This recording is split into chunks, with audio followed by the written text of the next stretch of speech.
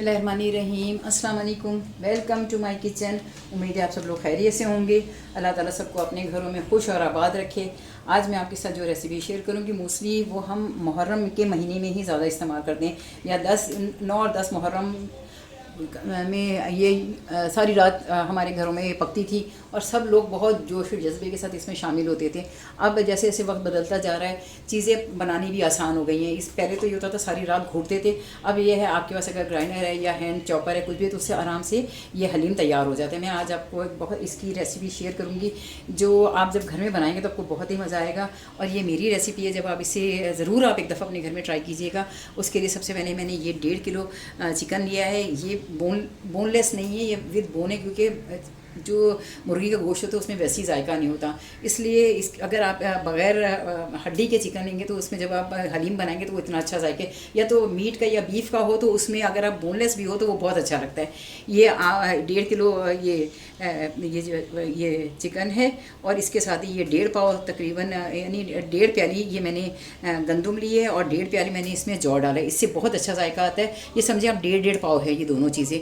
इसके साथ ही ये चने की दाल है, ये सारी दालें इसमें धुली हुई यूज़ होंगी। ये चने की दाल है, ये 1 पाव है। 1 पाव ये मूंग की दाल है, 1 पाव ही ये मसूर की दाल है, इसके साथ ये माश की दाल है और 1 पाव ही चावल है इसमें।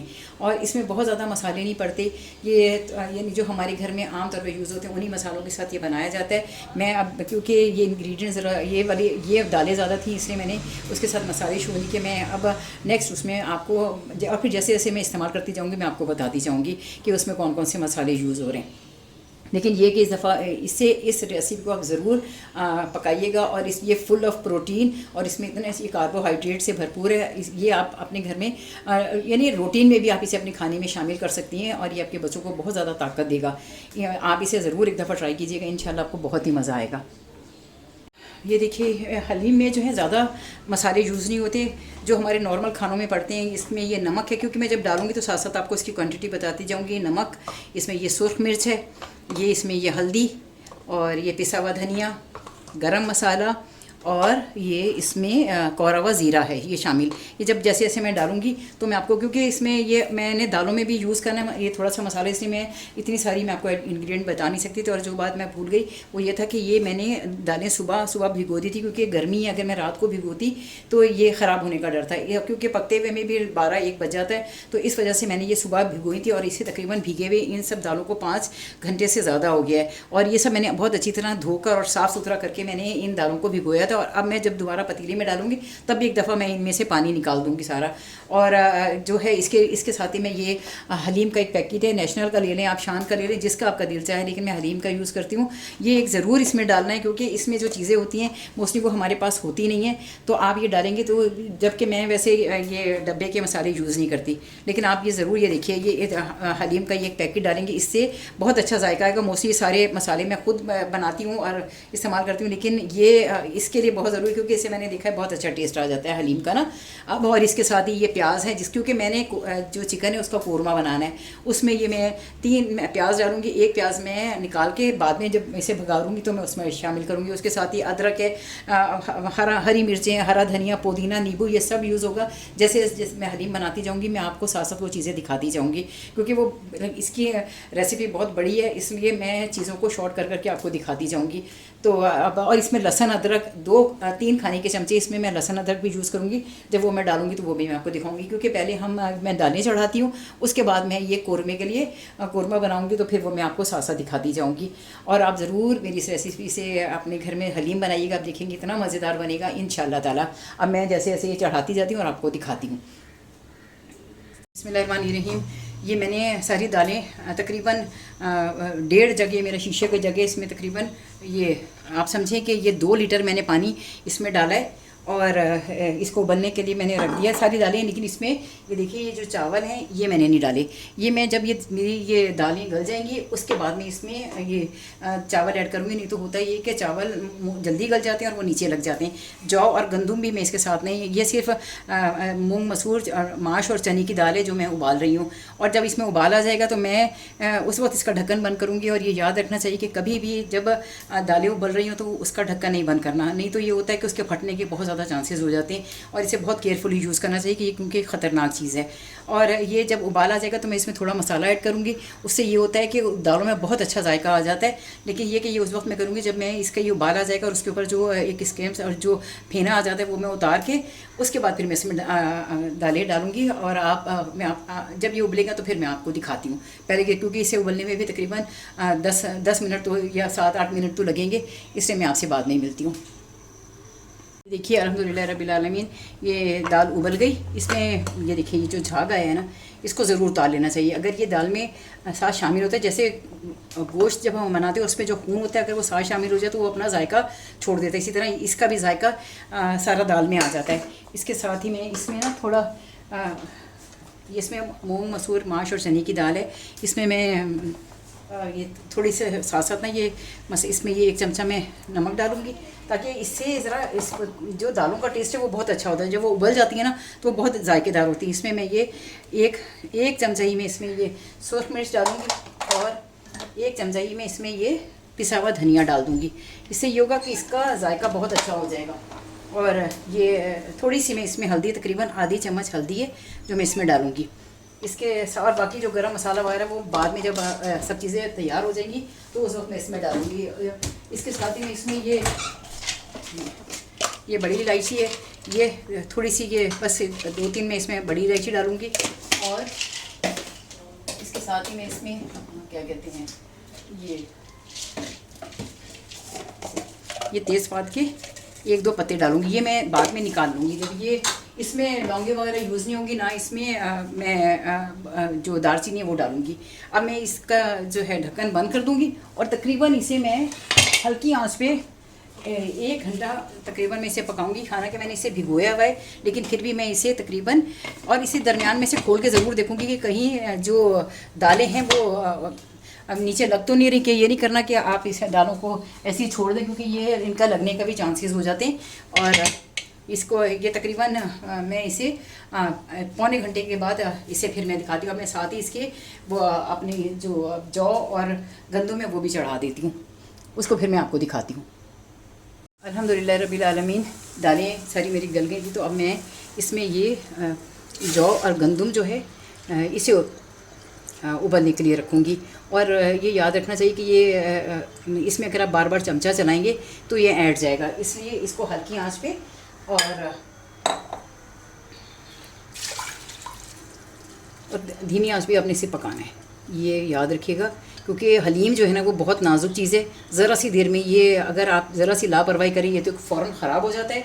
अगर और इसमें हमेशा याद रखना चाहिए कि झूठा चमचा नहीं डालना चाहिए, नहीं तो अगर आप झूठा चमचा डालेंगे तो हलीम फ़ौरन ख़राब हो जाएगा। इसलिए इसको ज़रा पकाते हुए थोड़ा केयर करनी पड़ती है। इसमें ही भी मैं तकरीबन इसमें 5 गिलास पानी आता है इस जग में, तकरीबन आप ये समझिए 1.25 लीटर ये पानी है। इसमें मैं 2 गिलास पानी और डालूँगी, क्योंकि उससे ये है कि ये ना इसके गलने में भी आसानी होगी और ये गल भी क्योंकि और ये गलता भी ज़रा देर में है। लेकिन आप जौ ज़रूर यूज़ करें। मोस्टली लोग जौ जो है ना वो स्किप कर देते हैं, लेकिन जौ से बहुत अच्छा जायका आता है और इसका टेस्ट बहुत अच्छा होता है और खाने में भी बहुत मज़ा आता है। मैं इसे जब ग्राइंड करूँगी तो मैं इसमें से ये थोड़ी सी जौ और गंदम निकाल लूँगी, जो मैं सिर्फ साबित इसी तरह डालूँगी उसमें हलीम में, तो उसका जब वो मुंह में आता है तो उसका बहुत ही अच्छा जायका आता है। इसको मैं ये भी इसी तरह मैं जैसे मैंने दालें चढ़ाई थी इस तरह जब इसको उबाल आ जाएगा तो मैं इसका सारा ऊपर से इसकी झाग उतार के उसमें थोड़ा मसाला डाल के उसके बाद मैं इसका ढक्कन बंद करूँगी। नहीं तो ये सब चीज़ें ऐसी होती जो कुकर को ब्लास्ट कर देती हैं। लेकिन ये कि अगर आप एहतियात से काम करें और बिस्मिल्लाह पढ़ के करें तो अल्लाह ताला हिफाजत फरमाता है। ये मैं ज़रा उबलता है तो फिर मैं आपको दिखाती हूँ कि मैंने इसमें क्या चीज़ें मैं शामिल करूँगी। अल्हम्दुलिल्लाह ये भी जौ और गंदम भी ये उबल गए। इसका भी इस पर जो झाग था वो मैंने उतार दी। इस पर वैसे इतना नहीं आया जितना दालों पे आया था। इसके साथ ही मैं इसमें भी तकरीबन ये चाय का चम्मच में इसमें ये नमक डाल दिया और ये इसमें ये 1 चाय का चम्मच इसमें भी मैंने सुरख मिर्च, बल्कि ये 1.5 चाय का चम्मच मैंने इसमें सुरख मिर्च डाल दी।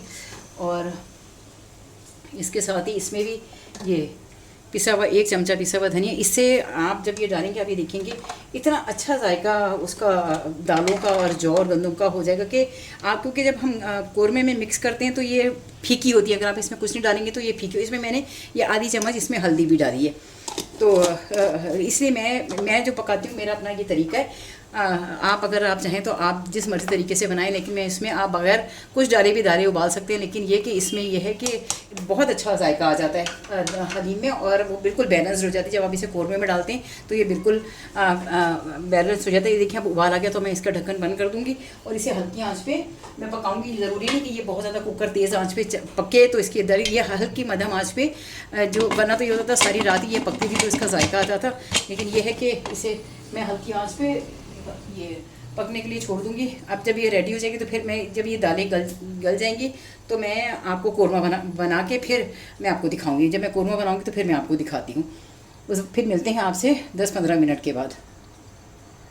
अल्हम्दुलिल्लाह रब्बिल आलमीन, जौ और दालें जो थी सारी माशाल्लाह मेरी दोनों उबल गई। मैंने दालों में चावल भी डाल दिए थे ताकि वो भी साथ गल जाएँ। और अब मैं ये अपना ये जो कोरमा है इसको तैयार करती हूँ। इसकी मैंने 3 प्याज ये काट ली थी बारीक। इसमें मैं ये 1 प्याली भर के मैं इसमें ये तेल डालूँगी, बल्कि भरा हुआ नहीं, थोड़ा सा कम है, क्योंकि मैं थोड़ा तेल जब मैं ये मेरा हलीम तैयार हो जाएगा तो उस वक्त मैं इसमें भगार डालूँगी तो उसमें भी घी होगा। इसलिए मैंने इसे इसमें 1 कप भर के जो है ये घी डाल दिए।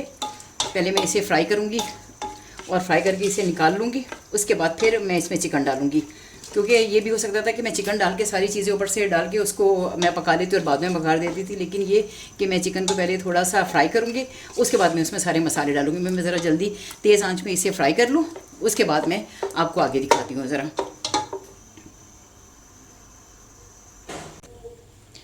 अल्हम्दुलिल्लाह रब्बिल आलमीन, प्याज ब्राउन हो गई थी जिसे मैंने निकाल लिया। अब मैं इसके साथ ही इसमें ये चिकन है ये डाल दूँगी। ये बोन के साथ है ये चिकन। पहले मैं इसे फ्राई करूँगी, फिर इसमें वो मैं प्याज पीसूँगी नहीं, वैसे ही इसे दोबारा डाल दूँगी। तो और जब ये चिकन पक जाएगा इसका कोरमा, तो मैं ये बोटियाँ निकाल के इसकी हड्डियाँ अलग कर लूँगी और गोश्त अलग कर लूँगी। क्योंकि अगर हम इसके साथ ही अगर इसको ग्राइंड कर लेंगे तो सारी हड्डियाँ इसमें टूट जाएंगी, जो कि गले में फंस के नुकसान दे सकती हैं। इसलिए जब ये फ्राई हो जाएगा चिकन तो मैं इसमें से गोश्त निकाल के इसके रेशे अलग कर लूँगी। पहले मैं इसे अच्छी तरह ज़रा फ्राई कर लूँ ताकि इसमें जो खून है वो इसका ख़त्म हो जाए। उसके बाद मैं आगे आपको दिखाती हूँ, क्योंकि वीडियो बहुत लंबी हो जाएगी, इसलिए मैं इसे आपको ज़रा तैयार करती जाती हूँ और दिखाती जाती हूँ साथ साथ ना। देखिए चिकन थोड़ा फ्राई हो गया ये, लेकिन इसका भी थोड़ा इसमें भी पानी बाकी है। इसे मैं इसमें ये 3 खाने के चम्मच ये लहसुन अदरक है ये मैं इसमें डाल के इसको भी फ्राई करूँगी, ताकि इसकी भी जो महक है वो ख़त्म हो जाए साथ ही। और जो एक बात बहुत अहम है वो ये है कि हलीम में ना तो टमाटर पड़ते हैं और ना ही दही पड़ता है, क्योंकि हम लोग हमारे यहाँ दालों में दही और टमाटर का इस्तेमाल नहीं होता। आप अगर चाहें, आपका दिल चाहे तो आप दही डालना या टमाटर डालना तो आप डाल सकते हैं, लेकिन ना मैं दही डालूँगी ना ही मैं इसमें टमाटर डालूँगी। ये ज़रा इसको मैं और थोड़ा सा फ्राई कर लूँ ताकि ये लहसुन अदरक का पानी भी खुश्क हो जाए और ये चिकन का अपना पानी भी खुश्क हो जाए। फिर मैं आगे आपको दिखाती हूँ। देखिए अल्हम्दुलिल्लाह, ये देखिए अल्हम्दुलिल्लाह रब्बिल आलमीन, इसका सारा पानी खुश्क हो गया। इसमें इतना पानी निकला था चिकन में, अगर मैं इसके साथ प्याज वगैरह के साथ मिक्स कर देती तो ये सारा पानी उसमें भी जज्ब हो जाता है। इसके साथ ही लहसुन अदरक का पानी वो भी खुश्क हो गया, लहसुन अदरक का। अब इसमें मैं सबसे पहले ये नमक डालूँगी। नमक आप अपने हस्ब ज़ायक़ा जितना आप मुनासिब समझे आप डाल लें। इसमें तो फ़िलहाल मैं 1 चमचा भर के डालूँगी, क्योंकि 1 चमचा मैंने उसमें भी डाला है, और अगर ये कम होगा तो फिर हम बाद में और डालेंगे। इसमें मैं ये 2 चमचे पिसी हुई सुर्ख मिर्च है, ये चाय का चम्मच का एक पैमाना है, ये 2 चमचे मैं इसमें पिसी हुई मिर्च डालूँगी। इसके साथ ही इसमें मैं तकरीबन आँच में इसकी हल्की कर लेती हूँ, क्योंकि इसमें मैंने दही वगैरह को शामिल नहीं करना। ये 1 चमचा मैं इसमें हल्दी डाल रही हूँ, जो मैं आधा चम्मच में दाल और जौ में भी डाल चुकी थी। इसके साथ ही ये पिसा हुआ धनिया है, ये तकरीबन मैं इसमें 1, 2 और 3, क्योंकि इसमें मैंने 1 चम्मच इसमें भी डाल दिया था, ये 3 चम्मच मैंने इसमें हल्दी के डालें। इसके साथ ही मैं इसमें ये कोरा हुआ ज़ीरा है, ये 2 चम्मच ये मैं इसमें शामिल करूँगी। और क्योंकि मैं ज़ीरा थोड़ा सा भगार में भी डालूँगी, इसको मैं पहले अच्छी तरह भून लूँ। और मैं एक बात और आपको बताऊं कि जब आप जौ उबालें ना, तो आप जौ और गंदम तो याद रखें, अगर आप कुकर में उबाल रहे हैं तो बहुत ही ध्यान के साथ, क्योंकि जब वो रेडी हो जाते हैं और उसका वेट हिलना बंद हो जाता है, तो तब भी आप वेट को बिल्कुल ना हटाएं, क्योंकि वेट हिलना बंद भी हो जाए तो ये होता है कि वो ना एकदम वेट जब आप हटाते हैं तो इसमें से एक फवारा सा निकल आता है पानी का। इसलिए जब तक ये जो पिन है ये नीचे ना गिर जाए, आपने इसका वेट नहीं हटाना, क्योंकि जौ बहुत ज़्यादा उबलते हैं और बहुत मध्यम आंच पे कुकर में भी आप बहुत हल्की आंच में, कि उसका वेट ज़्यादा ना हिले, तो आप उसे पकाइएगा। नहीं तो वो बहुत ज़्यादा एक गंद करते हैं कि उसमें से ना वो बहुत झाग निकलना शुरू हो जाता है।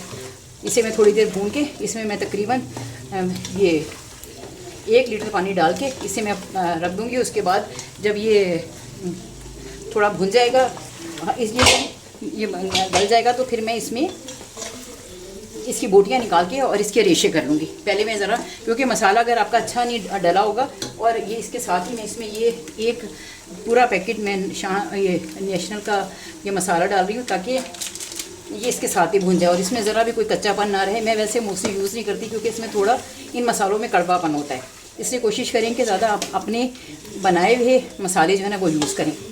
इसके साथ ही मैं इसे पहले थोड़ा पानी डाल के भूनूंगी, फिर मैं इसमें शोरबा कर लूँगी, और उसी में जब वो गल जाएगा तो शोरबे को खुश्क नहीं करूँगी, उसी में मैं हलीम डाल दूँगी। जो दालें और जो मैंने किए हैं वो मैं उसमें डाल दूँगी। पहले मैं इसे थोड़ा सा पानी डाल के इसे भूनूँगी, ताकि इसके मसाले वगैरह अच्छी तरह भून जाए। ना इसमें दही पड़ेगा, ना इसमें टमाटर पड़ेगा, इसमें जो प्याज है मैं वो भी डाल दूँ, ताकि वो भी गल जाए। मैंने इसमें ये प्याज निकाल ली थी ताकि मेरा चिकन फ्राई हो जाए। ये भी इसके साथ गल जाएगी, और जब ये हलीम के साथ डलेगी तो वो भी, क्योंकि मसाला मैं ग्राइंड करूँगी तो सारा इसमें गल जाएगा। अभी मैं ज़रा थोड़ा सा बस पानी डाला ताकि मैं इसको एक दफ़ा और भून लूँ, फिर उसके बाद पानी डाल के इसे मैं चढ़ा दूँगी। और ये जब गल जाएगा अच्छी तरह, तो फिर मैं इसे निकाल के इसकी बोटियाँ जो हैं वो इसके रेशे अलग कर दूँगी। अभी मैं तकरीबन इसे 15 मिनट के लिए छुपा के थोड़ी देर में ये ज़रा साफ कर लूँ मसाला साफ। ये बहुत मुश्किल काम है, हलीम पकाना मुश्किल नहीं, लेकिन हलीम का काम बहुत ज़्यादा होता है, इसलिए इसमें देर भी लगती है और लोग इसीलिए इसे घर में पकाते ही नहीं हैं। लेकिन ये कि आप एक दफ़ा ज़रूर ट्राई करें, आप देखेंगे इतना अच्छा, क्योंकि ये ग़िज़ाई से भरपूर होता है। अब मैं आपको थोड़ी देर बाद मैं आपसे मिलती हूँ, ज़रा ये भुन जाए तो फिर मैं आपसे मिलती हूँ। ये देखिए अल्हम्दुलिल्लाह रब्बिल आलमीन, चिकन जो है ये भुन गया अल्हम्दुलिल्लाह रब्बिल आलमीन। क्योंकि ये मैंने इसलिए भूना ताकि इसमें जो थोड़ी बहुत कचाइंदे मसालों की वो निकल जाए। अब मैं इसमें जो शोरबा करूँगी उसको मैं खुश्क नहीं करूँगी, उसे तकरीबन 20 मिनट तक मैं पकने दूँगी, और उसके बाद मैं ये बोटियाँ निकाल के सारी इसके रेशे अलग कर लूँगी। क्योंकि याद रखें, चिकन को बहुत ज़्यादा अगर देर पकाया जाए तो चिकन बेजायका हो जाता है, इसका सारा गोश्त जो है ना वो सारा टेस्टलेस हो जाएगा। इसलिए इसे 20 मिनट इसलिए पकाऊँगी ताकि ये अच्छी तरह गल जाए और इसके रेशे आराम से अलग हो जाएँ। तो ये पका के फिर उसके बाद में ये मसाला जो मैंने अपनी दालें और जौ और गंदम जो तैयार कर लिए वो मैं आपको दिखाती हूँ। जब मैं उसे ग्राइंड करूँगी उसे मैंने बड़े पतीले में डाल दिए, क्योंकि जब दालें फूलती है तो उनका हुजम ज़्यादा हो जाता है। इसमें अब मैं क्योंकि ये मेरा मसाला है, इसमें अब मैं ये हरी मिर्ची भी डाल दूँगी ताकि इसका भी टेस्ट जो है ना वो आ जाए इस सालन के अंदर। और बाद में जब मैं ये अपना हलीम बिल्कुल रेडी करूँगी उस वक्त भी मैं हरी मिर्चें उसमें काट के डालूँगी। मैं इसमें इतना पानी डाल देती हूँ। ये भुन गया अल्हम्दुलिल्लाह रब्बिल आलमीन। ये बस ये मैं 2 गिलास समझे मैंने इसमें पानी डाल दिए। अब ये तकरीबन स्लो आंच में, ताकि इसकी हड्डियों का भी जो जूस है वो निकल आए। और अब इसका मैंने इसे खुश्क नहीं करना, बल्कि मैं इसमें मुझे लग रहा है पानी थोड़ा कम है, तो मैं इसमें ये पानी, क्योंकि आप जब पका रहे हो तो आप अपने हिसाब से पानी को और नमक और मसालों को मैनेज करते जाएं, क्योंकि जो क्वांटिटी होती है उसके हिसाब से हम अपनी चीज़ों को मैनेज करते हैं। ये बस इसलिए अब देखिए अब ये तकरीबन 20 मिनट में इसे हल्की आंच पे पकाऊंगी, और साथ ही मैं हलीम अपना इधर साथ में रख के उसके दालों को उनको रेडी करती हूँ। फिर मैं वो भी आपको दिखाती हूँ, ताकि जब तक ये मेरा रेडी होगा वो भी मेरे साथ ही उबल जाएंगे, और उसके बाद मैं ये मसाला उसके अंदर डाल दूँगी। फिर मैं मिलती हूँ तकरीबन आपसे 10 मिनट बाद। देखिए अल्हम्दुलिल्लाह रब्बिल आलमीन, ये सारी दालें हैं और इसमें जौ और गंदम और चावल सब कुछ शामिल है। आप ये देखिए, क्योंकि मैंने इसमें साथ साथ मसाला मिलाया था तो इसका कलर इतना अच्छा आया है। अभी क्योंकि अभी ये मेरे साथ में ये चिकन रेडी हो रहा है, जब तक ये रेडी होता है मैं इसको पहले देखिए हम ये घुटना इस्तेमाल करते थे इसको पकाने के लिए, लेकिन अब ये हुआ है कि अब ज़िंदगी इतनी आसान हो गई है। या ये ज़रूर यूज़ होगा, लेकिन ये उस वक्त यूज़ होगा जब मैं इसमें गोश्त डालूंगी, क्योंकि जब मैं गोश्त इसके अंदर रेशा करके डालूंगी तो मैं इसमें ये अपना ये हैंड ब्लेडर यूज़ नहीं करूँगी, कि मैं सिर्फ इसके साथ घूटा लगाऊंगी और मुसलसल चलाऊंगी ताकि ये हलीम नीचे ना लगे। अभी तो सबसे पहले मैं इसको ये इतना ये आराम से थोड़ी सी देर में ये सारा हलीम जो है वो राई हो जाएगा और इतना अच्छा ये घुट जाएगा। सिर्फ 10 मिनट में इसे इसमें चलाऊंगी। 10 मिनट तो बहुत ज़्यादा हैं, ये 5 मिनट में ये सारी दालें और ये सारे ये जौ और गंदम जो है ये सारे इसमें अच्छी तरह मिक्स हो जाएंगे। लेकिन इसमें मैंने ना हरी मिर्ची डाली ना अदरक डाला है, क्योंकि वो भी मैं ये नहीं चाहती कि वो इसके साथ ग्राइंड हो। लेकिन ये जब अच्छी तरह सारा घुट जाएगा तो फिर मैं इसमें वो डाल के और फिर मैं इसे मुसलसल चलाऊंगी जब तक मेरा ये गोश्त नहीं रेडी हो जाता, ताकि इसमें उबाल आ जाए। और जब मैं गोश्त डालूँ तो ये उबला हुआ हलीम हो, यानी उबली हुई दालें हों, क्योंकि ये बहुत सेंसिटिव होता है। ये ज़रा सी देर में ये सारा हलीम ख़राब हो जाता है और सारी मेहनत पे पानी फिर जाता है। मैं ज़रा इसे ग्राइंड कर लूँ फिर आपको दिखाती हूँ। ये देखिए ये सारा हलीम, ये देखें ये कितना अच्छा ये इससे हैंड चॉपर से ये सारा घुट गया है। अगर आप जैसे आप जग में भी डाल के करते हैं तो उसमें ये होता है कि उसमें मोटर जलने का ख़तरा होता है।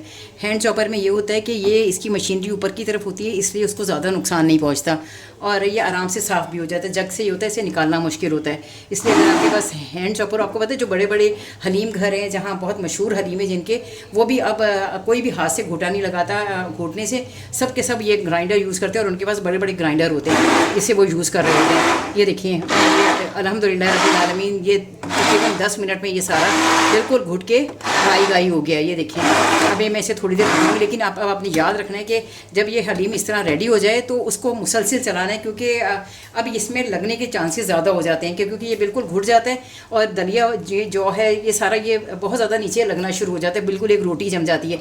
इसलिए ये कोशिश करनी है कि इसको आप मुसलसल चलाते रहें।